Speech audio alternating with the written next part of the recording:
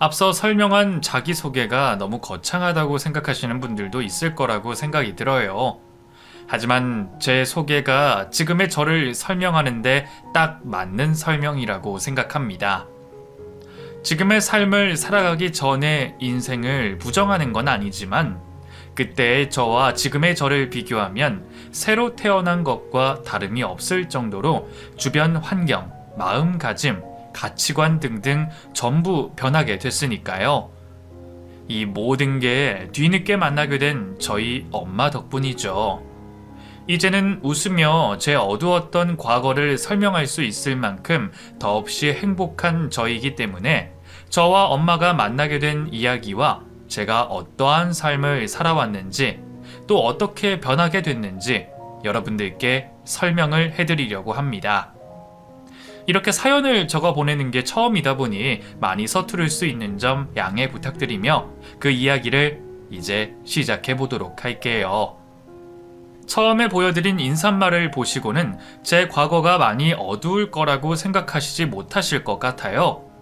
그런데 과거의 저는 이 세상 누구보다 큰 원망과 불신에 둘러싸여져 있던 사람이었습니다. 아주 어린 시절부터 말이죠. 가장 행복해야 할 유년 시절부터 남들과는 다른 삶을 살고 있었거든요. 저는 태어나자마자 갓난아기인 상태로 고아원 문 앞에 버려진 채 발견이 됐습니다. 제 곁에는 저의 모습이 찍혀있는 사진이 있었고 그 사진 뒷장에는 이름과 태어난 일시가 쓰여져 있었다고 했죠. 덕분에 고아원에서 불려질 이름과 제가 태어난 생일을 알고 있는 몇 안 되는 아이가 됐지만 그러한 점들이 실질적으로 저에게 도움이 되지는 않았어요. 부모님께서 저를 찾으러 오시지 않았고 오히려 버림을 받았다는 확실한 증거가 될 뿐이었죠. 부모님을 잃어버린 아이들은 부모님과 가족들이 자신을 찾아올 거라는 작은 기대라도 할 수 있었지만 전 그럴 수도 없었습니다. 확실히 버림을 받은 거였으니 말이죠.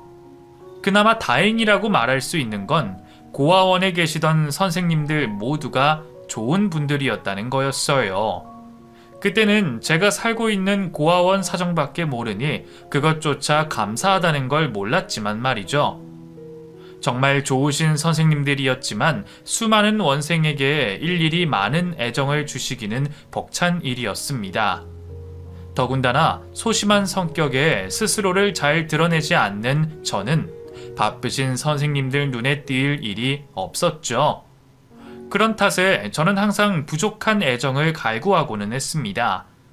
동화나 TV에서 볼 수 있었던 부모님의 따뜻한 애정 어린 손길을 필요로 했죠. 그래서 봉사활동을 하러 찾아오는 사람들을 매일 기다렸던 것 같아요. 잠깐이지만 저와 시간을 보내주고 저에게 많은 관심을 쏟아주는 모습에 신이 나 항상 그분들과의 재회를 기다리고는 했죠. 꾸준히 저희 고아원을 찾아오시는 분들도 있었지만 대부분은 단발성으로 봉사활동에 끝나기 일쑤였습니다. 그런 단발성으로 찾아온 사람들에게 마음을 주고 다시 만날 약속을 믿고 있던 저에게는 다시 찾아오지 않는 사람들의 행동이 상처가 될 수밖에 없었죠. 수많은 약속을 하고 오랫동안 기다려봤지만 다시 찾아오지 않는 사람들로 인해 심적으로 상처를 받고 힘들 수밖에 없었습니다. 지켜지지 않는 약속에 희망 고문을 당할 바에는 애초에 마음을 주지 않으면 된다고 생각했어요. 그 나이에 제 마음을 스스로 지킬 수 있는 최선의 방법이라고 생각했죠. 그래서 그런 생각을 품은 이후로는 저희 고아원에 어떠한 사람들이 오더라도 사람들의 따뜻한 손길과 마음보다는 그 사람들이 가지고 오는 물건에 더 많은 관심을 가지며 저 스스로를 보호하기 시작했어요. 그런 행동들이 익숙해지고 있을 때 저에게 전혀 생각지도 못한 일이 벌어졌습니다. 저희 고아원을 찾아오셨던 한 부부께서 저를 입양하고 싶다고 말씀을 하신 거죠. 입양은 저에게 발생할 수 없는 일이라고 생각했습니다. 그럴 것도 워낙 소심하고 남들 눈에 띄지 않게 행동을 하는 탓에 주기적으로 봉사활동을 하시는 분들도 저의 존재를 잊어버리신 적이 많았거든요. 그런데 쉽게 눈에 띄지도 특별하지도 않는 저를 입양하길 원한다는 말에 놀랄 수밖에 없었죠. 제게 관심을 보이는 두 분의 모습에 낯을 가렸던 저는 아무 말도 하지 않았고 눈도 마주치지 못했습니다. 그런 저에게 양엄마 되실 분이 말을 건네오셨죠. 안녕, 이름이 예빈이 맞지? 아줌마 기억이 나니? 저번에 잠깐이지만 예빈이와 한 방에 같이 있었는데. 선생님들께 두 분이 저에 대한 관심이 있다는 걸 들었던 저는 누군지 알고 있었지만 대답을 하지 못했습니다. 그러니 원장 선생님께서 아무 말도 없는 제가 답답하셨는지 저를 대신해 대답을 하셨죠. 우리 예빈이가 워낙 조용하고 부끄러움이 많은 아이라 낯을 많이 가려요. 그래도 저번에 두 분께서 관심을 보이신다고 말을 해줬더니 많이 좋아라 했어요. 정말 착한 아이예요. 이곳에 있으면서 사고 한번 친 적 없는 아이죠. 아, 네. 예빈아, 그 아줌마랑 아저씨랑 같이 집에 갈래? 우리 예빈이 아줌마와 아저씨가 많이 사랑해주고 싶은데. 사랑을 해준다는 말, 태어나 가장 듣고 싶었던 이야기였어요. 아마 고아원에서 자란 사람이라면 누구나 동의하는 말일 겁니다. 나도 누군가에게 사랑을 받을 수 있는 존재였다니 가슴이 간지럽고 벅차오를 수밖에 없었죠. 그 뒤로 두 분은 고아원을 찾아와 저에게 인형도 주고 밥도 사주며 벌써부터 자신들의 딸이 된 것 마냥 다정하게 저를 대해주셨습니다. 저에게도 드디어 가족이 생긴다는 생각에 전 들떠 있을 수밖에 없었죠. 하지만 겉으로는 내색을 잘 하지 못했어요. 제 성격이 워낙 소심한 탓도 있었겠지만 다른 한편으로는 너무 신이 나 있는 제 모습을 본 두 분께서 입양하실 마음을 바꾸시면 어떡하나 싶었거든요. 그래서 입양이 확정돼 양부모님의 차를 타고 제가 머무를 집에 도착할 때까지 전 조용하게 가만히 있었죠. 그 어린 나이에 처음으로 가족이 생기고 내 방이 생기게 됐는데 얼마나 신이 났겠어요. 부끄러워서 겉으로는 표현을 하지 못했지만 속으론 좋아 죽을 정도였죠. 집안을 구경하고 내 방에 있는 내 물건들을 확인하는데 정신이 없었습니다. 태어나 평생 내 물건이라는 건 없다시피 했으니 정신이 나가 있을 수밖에 없었죠. 그래서 양부모님이 저에 대한 태도가 바뀐 것도 눈치를 채지 못하고 있었어요. 두 분의 태도가 바뀌었다는 걸 알아차린 건 입양이 된 당일 집에서 점심을 먹을 때였죠. 점심을 먹으라는 양엄마의 부름에 뭐든 잘 보이고 싶었던 저는 식탁에 앉아 조용히 기다리고 있었습니다. 그런데 양아빠가 식사를 하지 않는다는 말도 없이 집을 나가시는 거예요. 아무렇지 않은 일일 수도 있겠지만 분위기라는 게 어린 저에게도 느껴졌습니다. 이전 모습과 달리 매우 차가운 모습의 양아빠였죠.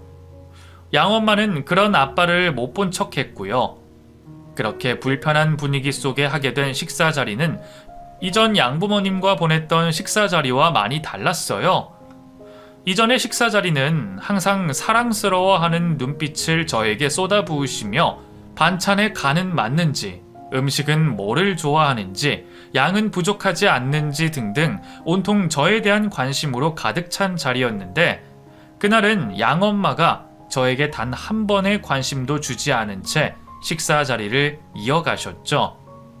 불편한 상황에 밥 먹는 시간은 길어질 수밖에 없었어요. 그런데 밥을 다 먹으신 엄마가 먼저 식탁에서 일어나시더라고요. 그러면서 설거지거리는 가만히 놔두라는 말씀만 남기신 채 방 안으로 들어가 버리셨습니다. 이게 무슨 일인가 싶었어요. 저는 빠르게 머리를 돌리며 제가 무슨 잘못을 한 건지 기억을 되짚어보고 있었죠. 딱히 잘못을 한 것도 실수를 한 것도 없었습니다. 그래서 두 분이 다투신 걸로 결론을 지었죠. 양부모님의 마음이 풀어지시면 다시 이전 저에게 보여주신 관심을 받을 거라 생각했어요. 그렇게 입양이 된 첫날은 모든 조심스러워하는 마음으로 하루를 보내게 됐죠. 하지만 다음 날도 또 그 다음 날도 양부모님이 저에게 보였던 태도는 똑같았어요. 기본적인 건 다 챙겨주시기는 했지만 제 눈을 쳐다보며 대한 적도 없었고 나긋나긋하게 말을 건네주신 적도 없었죠. 식사를 하는 자리를 제외하고는 양부모님과 이렇다 할 이야기도 해볼 수 없었습니다. 한순간 저에 대한 태도가 변해버린 양부모님의 모습에 전 당황을 할 수밖에 없었어요. 그리고 두 분이 변하신 이유가 저 때문이라고 생각하게 됐죠. 낯설고 부끄럽다는 이유로 양부모님께 다가가지 못한 제 잘못이라고 생각했습니다. 그래서 용기를 내어 내가 먼저 양부모님께 다가가자고 생각을 하게 됐죠. 저 엄마라고 불러도 돼요? 마음대로 불러. 엄마, 오늘 유치원에서 제가 가족 그림을 그렸어요. 여기요. 알았어. 나중에 볼 테니 거기다 둬. 선생님께서 그림을 부모님께 보여드리고 어떤 칭찬 받았는지 적어오라고 해서요. 이거. 예빈아, 지금 아줌마 바쁜 거 안 보이니? 내가 나중에 확인한다고 했지? 그리고 유치원에서 뭐라고 하든 그대로 할 필요 없어. 그냥 네가 우리에게 듣고 싶은 말 들었다고 하고 선생님께 알려주면 된다고. 제발 내가 2번 말하지 않게 해줄래? 그리고 요즘 걸핏하면 나한테 찾아와서 내 주위에 맴도는데 너 그러는 거 신경 쓰여. 우리가 사준 인형, 장난감들 벌써 질린 거니? 더 필요하면 새로 사줄 테니까 괜히 아줌마 아저씨 근처 와서 서성이지 좀 마. 정 심심하면 밖에 나가서 친구들이라도 사귀던가. 무슨 말인지 알겠지? 양엄마의 짜증에 위축되기는 했지만 그럼에도 전 두 분에게 다가가려고 노력을 했습니다. 유치원에서 친구들이 부모님과 선생님들께 하는 걸 유심히 지켜본 다음 생전 처음으로 애교라는 것도 양부모님께 피워봤죠. 하지만 제 애교를 보고도 두 분께서는 심드렁한 모습을 보이셨어요. 자신들의 소중한 시간을 빼앗긴 듯 한숨까지 쉬셨죠.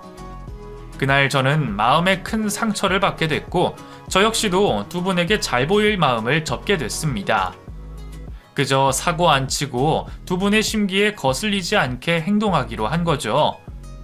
가족이라는 울타리를 가지기 위해 부모님의 관심과 사랑을 받기 위해 선택한 입양이었지만 결국에는 고아원에서 있을 때보다 못한 무관심한 가정에서 지내게 됐습니다.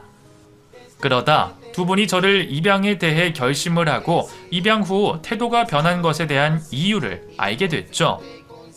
제가 듣고 있다는 걸 뻔히 알고 있음에도 거리낌 없이 그에 대한 대화를 나누셨던 양부모님들 간의 대화를 통해 알 수 있었죠. 두 분은 애초에 저를 가족의 일원으로 함께하길 진심으로 원해서 입양을 하셨던 게 아니었습니다. 전 도구 같은 존재였죠. 두 분의 욕망을 위해서 필요한 도구. 양부모님은 사랑 없는 결혼을 하셨다고 했어요. 집안의 어른들께서 강요를 한 탓에 하게 된 결혼이라고 했죠. 억지로 하게 된 결혼 생활은 처음부터 엇나가기 시작했고 두 분은 그에 대한 문제를 방치하셨다고 했습니다. 그 기간이 오래되면서 한 지붕 아래 살지만 각자의 삶을 살아가게 됐다고 했죠. 흔히 말하는 쇼윈도 부부처럼 말이에요. 두 분 모두 서로에게 마음을 주고 있는 다른 사람이 있다는 걸 알고 있었고 이를 인정해주며 자신들의 영역에 침범을 하지 않기로 약속을 하고 살았다고 했습니다. 그러다 양아빠의 아버지, 저에게 할아버지가 되시는 분이 돌아가시기 전에 재산을 정리하기로 마음을 먹으셨다고 하네요.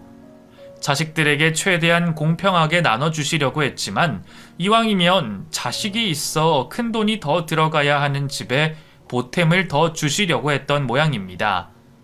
그러다 보니 아이를 가지지 않았던 양부모님은 다른 형제들에 비해 적은 재산을 받을 수밖에 없었죠.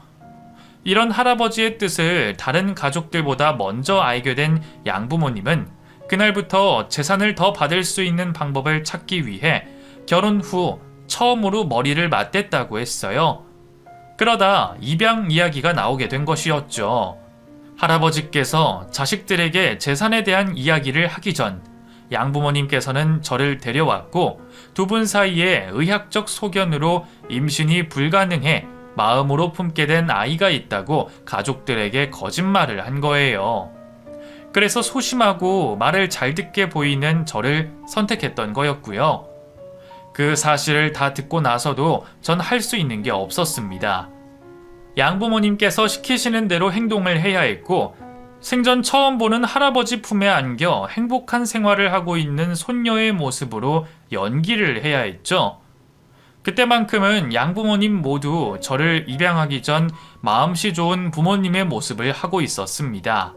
그렇게 아주 잠깐씩이었지만 할아버지와 양부모님 사이에서 가족이라는 따뜻한 정을 느낄 수 있을 때가 너무 좋았어요. 하지만 그런 날들도 할아버지께서 위중해지시고 돌아가시게 되면서 영영 있을 수 없는 일이 됐죠. 양부모님께서는 할아버지가 돌아가시게 되고 소기의 목표로 하시던 재산을 나눠받게 되자 각자의 삶을 살기로 결정하셨습니다. 그리고 더 이상 필요한 존재가 아니었던 저는 양쪽에 떠넘겨지듯 버림을 받다 결국에는 파양이 돼서 다시 고아원으로 돌아가게 됐죠. 그 집안에서 사랑받지 못한 존재라는 것까지는 견딜 수가 있었습니다.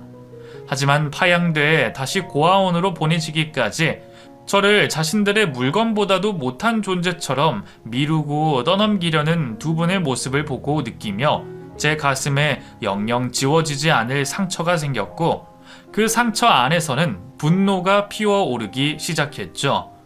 그리고 그 분노는 제 마음의 온 부분을 휘감기 시작했어요.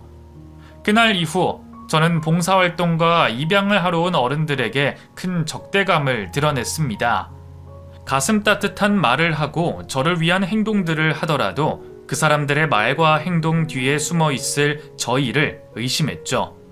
그렇게 사람들의 불신을 가지게 됐던 저는 아무도 제 마음속으로 침범을 할 수 없게 마음의 문을 걸어 잠그고 저만의 성벽을 쌓아 올리게 됐습니다. 더 이상 입양을 가고 싶지도 않았고 입양이 될 일도 없었어요. 고아원의 불문율처럼 일정 학년이 넘어선 아이들은 입양이 될 일이 거의 없었거든요. 전 그런 상황이 더 낫다고 생각이 들었죠. 적어도 이곳에서는 어른들에게 상처받을 일이 없었으니까요. 이제 어른들이라면 지긋지긋했습니다. 도움을 받기도 싫었고 인연을 맺기도 싫었죠. 저 혼자 살아갈 인생을 계획하기 시작했어요. 이곳에 평생을 머무를 수는 없으니 퇴소 이후의 삶을 살아갈 준비를 해야 한다고 생각이 들었습니다. 우선 공부가 최우선 순위에 있어야 한다고 생각했죠. 공부는 성공의 지름길이라며 이 세상에서 이야기를 하고 있었고 공부를 잘하면 환경이 어떻든 부모가 없든 그것과 상관없이 내 꿈을 이룰 수 있다고 했습니다. 또 배움을 이어갈 수 있게 장학금도 받을 수 있다고 했죠. 그날부터 정말 피 튀기게 공부를 했던 것 같아요. 제 또래 친구들보다 더 노력하고 치열하게 살면서 말이죠. 친구들은 부모님과 약속한 선물을 받기 위해 또는 단순히 부모님에 대한 기대를 충족시키기 위해 하고 있는 공부였지만 저에게는 고아원을 퇴소한 이후의 삶을 살아가기 위한 절실한 행동이었습니다. 친구들이 연예인을 좋아하고 이성에 관한 이야기를 나누고 있을 때 전 살기 위해 공부만 하고 있었죠. 다행히 중간중간 동기부여가 될 만한 일들이 생기며 수능 시험을 칠 때까지 공부에만 전념을 할 수 있었어요. 어려운 환경에서 우수한 성적을 받는다며 여러 단체들에게 학용품과 수능 교재, 지원비 등등 공부를 하는 데 있어 필요한 도움을 받을 수 있었죠. 공부만 열심히 하고 우수한 성적을 받으면 돈을 벌지 않아도 필요한 것들을 받을 수 있다는 걸 직접 경험할 수 있었습니다. 그런 덕분에 비싼 사교육을 받는 또래 친구들과 큰 차이 없는 환경에서 공부를 할 수 있었죠. 장학금과 지원을 받으며 편안하게 공부만 할 수 있었던 저는 명문대학에 들어갈 수 있었어요. 그리고 대학을 가서도 장학금과 함께 고아라는 이유에서 받을 수 있었던 혜택을 받으며 일반 학생들보다 걱정 없는 캠퍼스 생활을 할 수 있었죠. 나중에는 그러한 도움들로 유학생활까지 제 돈을 쓰지 않고 할 수 있었습니다. 물론 돈 걱정 없고 여유 있는 유학생활은 아니었지만 갓난아기 때 버려져 고아원에서 자라온 제가 유학 공부를 하고 있다는 건 그것만으로도 믿을 수 없는 성공 스토리였죠. 이 모든 게 저 스스로 만들어낸 결과물이었어요. 하지만 전 현재에 만족하지 않았습니다. 더 큰 꿈을 그리고 있었죠. 평생 누군가의 도움이 필요 없는 삶을 이루고 싶었어요. 그러려면 경제적인 성공은 필수 불가결한 조건이었죠. 유학에서 돌아왔던 저는 이전부터 구상하고 있는 사업을 시작해 보기로 했습니다. 제가 유학에서 돌아왔을 때 이미 스마트폰으로 세상은 이전과 전혀 다른 사회가 되어 있었지만 아직 누군가는 개척하지 못한 사업의 분야가 있을 거라고 생각했어요. 저는 이러한 점들을 빨리 알아차리고 도전을 해보기로 했죠. 현재 경쟁자들이 있더라도 부족한 점을 보충할 수 있고 소비자들에게 새로운 방향을 제시할 수 있는 사업이라며 해볼만 하다고 생각이 들었습니다. 그렇게 수요에 비해 공급이 부족한 어플리케이션으로 사업을 시작하게 됐고 성공을 할 수 있었죠. 앱을 성공시킨 뒤에는 다른 회사에 좋은 조건으로 회사를 넘기곤 했습니다.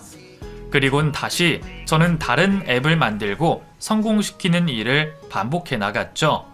그러다 제가 진정으로 원하고 하고 싶었던 사업으로 뛰어들었고 이전 앱을 팔며 모아온 자본으로 세력을 빠르게 확장시켜 나갔습니다. 그리고 단기간 내에 큰 성공을 이룰 수 있었죠. 흔히 말해 젊은 나이에 성공을 한 사업가가 되어 있었던 거예요. 하지만 제가 유명해지자 그로 인해 발생하는 문제점들도 여럿 생기게 됐습니다.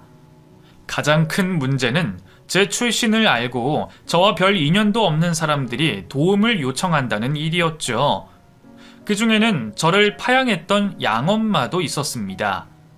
몇십 년 안 되는 기간 동안 어떻게 무너졌는진 몰라도 그 잠깐 저를 돌봐줬던 것을 운운하며 자신을 도와달라고 말을 하더군요.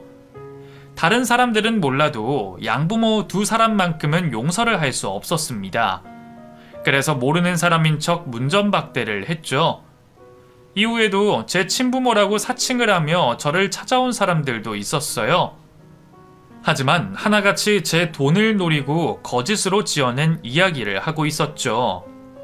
순진한 사람이라면 혹했을지도 모르겠지만 저는 저 이외에 다른 사람은 믿지 않는 사람이었습니다.